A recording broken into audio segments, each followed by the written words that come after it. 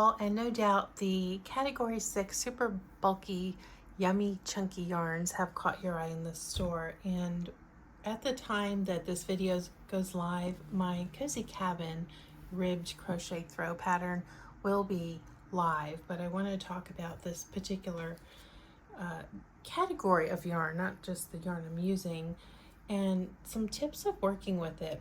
I did not realize, but two of my friends that I speak to regularly are afraid of this kind of yarn. So it occurred to me that some of my viewers might have the same concern. So I want to address a little bit what might be bothering you about trying this yarn. Now, one thing people like about thicker yarns, the category 4 and 5, they work up quickly, and of course a category 6 will work up more quickly. Let me show you some more examples. So the chenille style is available. This is nice because it's a lighter weight than a ply yarn, but I used a ply yarn, meaning you can see the strands together, because I wanted my blanket to look a little more sophisticated. This has more of a cozy, homey look. It's just personal preference. And then this is a ply yarn that doesn't have sheen on it. This is a long time loved yarn among makers, which is the Lion brand Wool Ease Thick and Quick. So when you're working with this yarn, you're going to look on the back and you'll see, of course, category 6, that's only what I'm talking about today, and it's going to have a hook size. And all the hook size does, if you know how to read yarn labels, it's just the gauge that was attained here. That's the size hook that they used, and it's just a recommended basic size hook.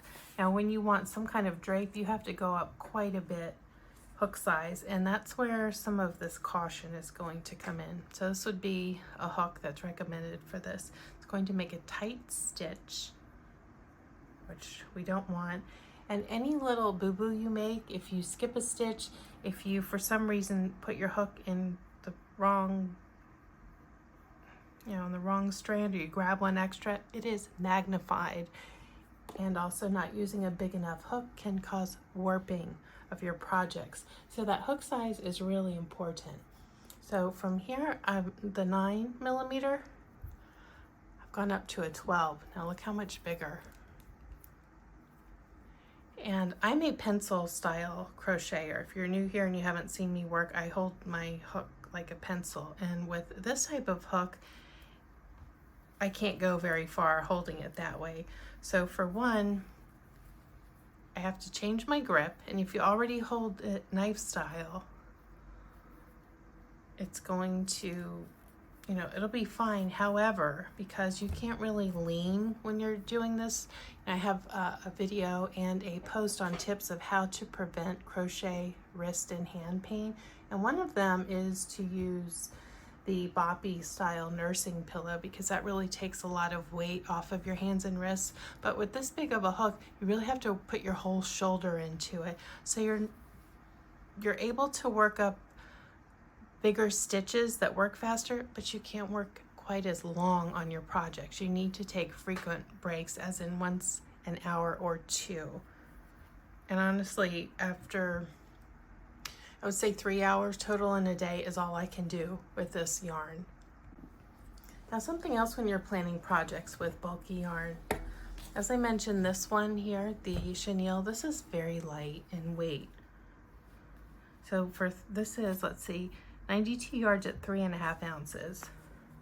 And this is 76 yards and 5 ounces. So just look how much more yarn you have bulk wise. It's like when you think about volume eating, you can eat a bunch of vegetables or 2 cubes of cheese for the same amount of calories, right? So when you're thinking about a blanket and you've got to wash them at some point, can you fit it into your washer? How big of a blanket do you want to make? Something like this, it's going to be difficult in a very large size. Anything bigger than a throw to launder this, unless you go to a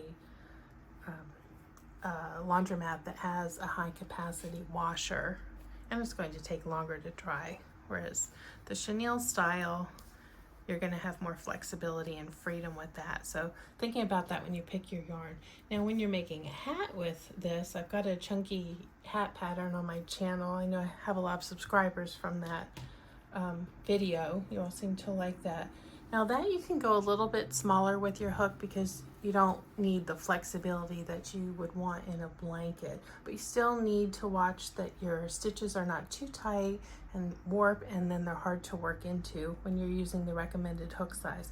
So your pattern, if you're following one, you might just want to grab a yarn that you think is pretty and just start working a really simple pattern that you know in your head, or you just want to try. Do a swatch test. I really recommend doing that when you're working with these bulkier yarns. All right, so those are just my tips to get you comfortable. If you don't want to commit to a big blanket at first, if it's your first time using it, try making a hat or a scarf with bulky yarn. It might feel a little bulky around your neck, but if you live in a cold climate and you want to maybe try a cowl with it, I think that would be a nice first project. But hats are always people's go-tos, whether it's for men or women, in this beautiful bulky yarn size. There will be a link below if you're interested in making one of these beautiful chunky ribbed blankets for yourself.